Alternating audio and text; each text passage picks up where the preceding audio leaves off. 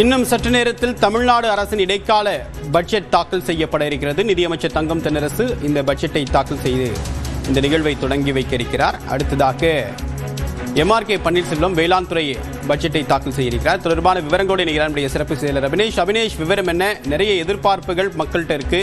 முக்கிய அறிவிப்புகள் வெளியாக வாய்ப்பு இருக்கா? எதிர்க்கட்சிகளுடைய ஸ்ட்ராட்டஜி என்ன?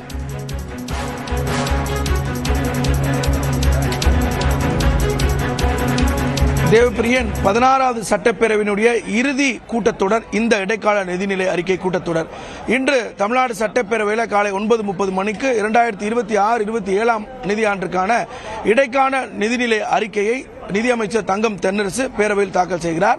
அதனைத் தொடர்ந்து வேளாண் துறைக்கான இடைக்கால நிதிநிலை அறிக்கையை அமைச்சர் MRK பன்னீர்செல்வம் பேரவையில் தாக்கல் செய்திருக்கிறார். இது தேர்தல் ஆண்டு என்பதால் இந்த இடைக்கால நிதிநிலை அறிக்கை கூடுதல் முக்கியத்துவம் பெற்றிருக்கிறது.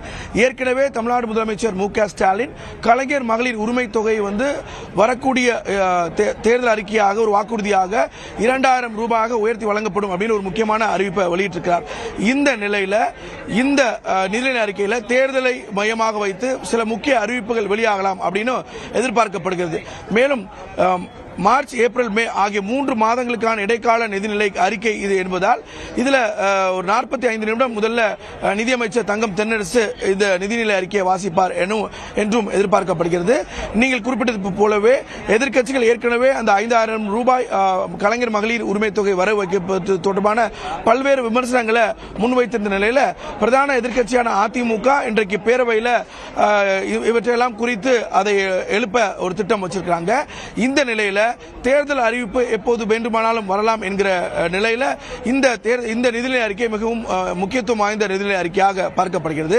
இது ஒருபுறம் இருக்கக்கூடிய நிலையில தமிழ்நாடு அரசினுடைய பொருளாதார சூழல் அப்படிங்கிறது 11.3% பொருளாதார வளர்ச்சி என்பது அடைந்திருப்பதாக நேற்று வெளியிட்டிருக்கக்கூடிய அந்த பொருளாதார ஆய்வறிக்கையில் குறிப்பிடப்பட்டிருக்கிறது.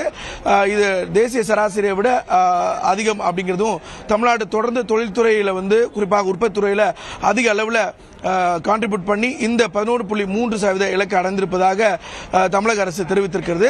இந்த நிலையில இந்த நிதிநிலை அறிக்கையில் மிக முக்கியமான அறிவிப்புகள் வெளியாகும் அப்படின்னு எதிர்பார்க்கப்படுகிறது.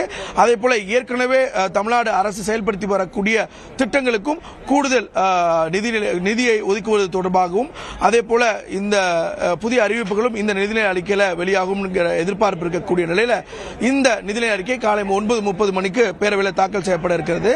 தொடர்ந்து இந்த கூட்டத்தொடரை எத்தனை நாட்கள் நடத்துவது என்பது குறித்து முடிவு செய்ய இந்த அலுவலுக்கு பிறகு, அதாவது நிதிநிலை அறிக்கை தாக்கல் செய்ததற்கு பிறகு சபாநாயகர் அப்பாவு தலைமையில் அலுவல் ஆய்வு கூட்டம் தொடங்கி நடைபெறுகிறது.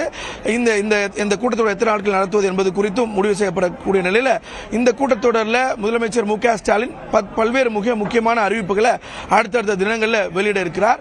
அந்த அடிப்படையில் 16வது சட்டப்பேரவையினுடைய இறுதி கூட்டத்தொடர் இடைக்கால நிதிநிலை அறிக்கையோடு இன்றைக்கு தொடங்க இருக்கிறது. தேவப்பிரி, விரிவான தகவலுக்கு நன்றி அபினேஷ்.